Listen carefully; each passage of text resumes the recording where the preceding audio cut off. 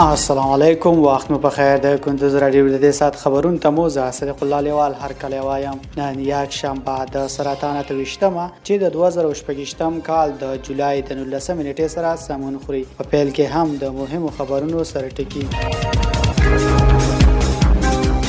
په افغانستان کې د سون توکو د بیو لوړېدو د خلکو موټر چلوونکو او بازار اندېښنې زیاتې کړي.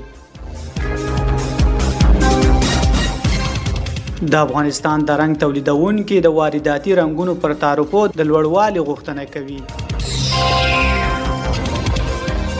په سید آباد ولسوالۍ کې د افغان پانګوال په مالی ملاتړ ستر جامع جومات پرانیستل شو. او د اوکراین ډرون بریدونو روسیا کې مرګ ژوبله او زیانونه اړولي. هم بشپړ خبرونه. په افغانستان کې د سون توکو د بیې لوړېدو د خلکو موټر چلوونکو او بازار اندېښنې زیاتې کړي. په افغانستان کې د پېټرولو، ډیزلو او بلند غاز بیې لوړې شوي چې د خلکو موټر چلوونکو اندېښنې زیاتې کړي دي. کابل ښاریان وایي د سون توکو لوړې بیې د کورنیو پر محدودو عوایدو دروند بار اچولی دی. د بازار لارزونې سره سم په ځینو سیمو کې مایع غاز د رسمي نرخ خلاف تر 100 افغانۍ او یا هم زیات پلورل کیږي. موټر چلوونکي وایي د تیلو د بیې لوړوالی دوی اړباسي چې کرایه لوړې کړي څو خپل لګښتونه پوره کړي. ورته مهال خصوصي سکتور خبرداری ورکړی چې د سون توکو دوامداره لوړوالی به د ترانسپورت، خوراکي توکو او د ژوند پر نورو لګښتونو مستقیم اغیز وکړي.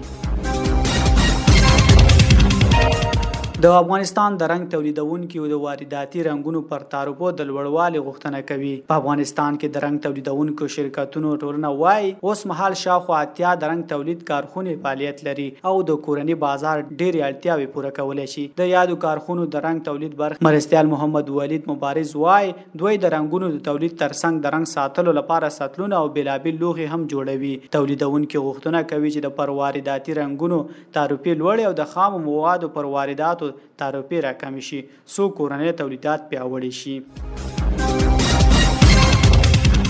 په سید آباد ولسوالۍ کې د افغان پانګوال په مالی ملاتړ ستر جامع جومات پرانیستل شو. د میدان وردګو ولایت د سید آباد ولسوالۍ په ټوپ دښته کې د یو افغان پانګوال له لوري د 4.8 میلیون افغانۍ په لګښت یو جامع جومات جوړ او د لمونځ کوونکو پر مخ پرانیستل شو. دغه جومات د عصري ودانیزو معیارونو له مخې جوړ شوی او په یو وخت کې شاوخوا 2000 لمونځ کوونکي د ځایولو وړتیا لري. د جومات د پرانیستي په مراسمو کې چارواکو د عبادت ځایونو جوړول د اسلامي ټولنې د یووالي او دینی ارزښتونو د پیاوړتیا برخه وبلله.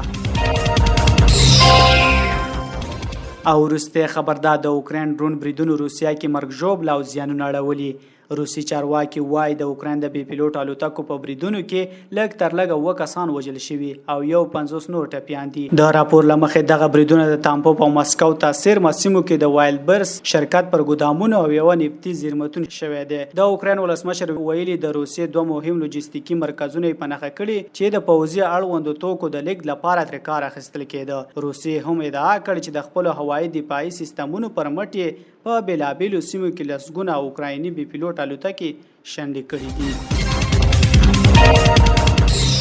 دا و د دې ساعت خبرونه. تر بیا مو الله مل.